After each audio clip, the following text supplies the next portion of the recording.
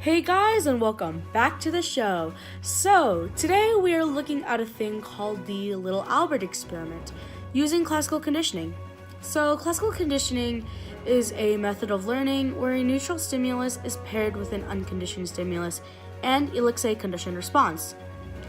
It's essential to unconscious learning, well, whether we like for it to happen or not.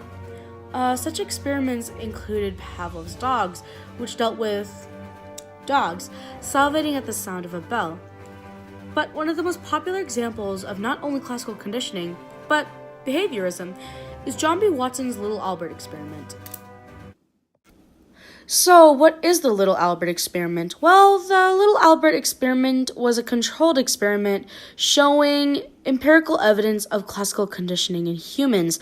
The study also provides an example of stimulus generalization, a method of learning where phobias are formed. It was carried out by John B. Watson at Johns Hopkins University. After observing children in a field, Watson hypothesized that the fearful response of children to loud noises is an innate unconditioned response. He wanted to test the notion by following the principles of the procedure now known as classical conditioning.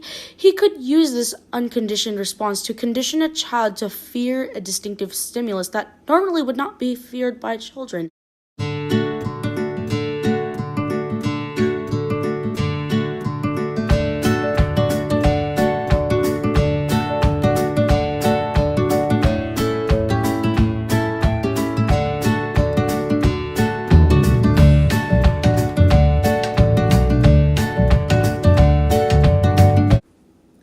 So how they conducted the experiment was, actually, before the experiment, Albert was put on a mattress in a table in the middle of the room.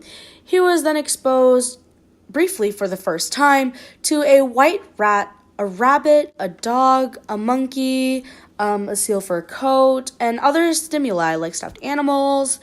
And Albert showed no fear to any of these items during the test, which is pretty obvious, as they wouldn't really elicit fear. As the experiment began, a white laboratory rat was placed near Albert and was allowed to play with it. At this point, Watson, behind little Albert, made a loud sound behind his back by striking a suspended steel bar with a hammer each time the baby touched the rat. Albert responded to the noise by crying and showing fear, and after being exposed to the stimuli, Albert was presented with only the rat.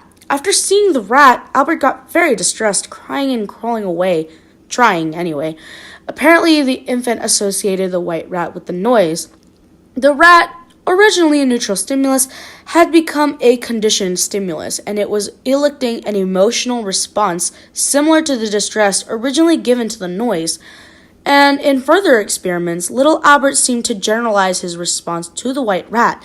He became distressed at the sight of other several furry objects, such as the rabbit or the furry dog he was presented with earlier on. So we can obviously see that the Little Albert experiment battles with ethical issues, especially on today's ethical standards.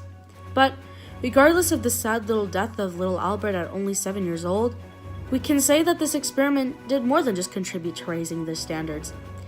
It brought up many questions and contributed to both behaviorism and classical conditioning. Well, as good it was to talk about the Little Albert experiment, we gotta go. So, thanks for joining us and hope you come back again soon. Bye-bye!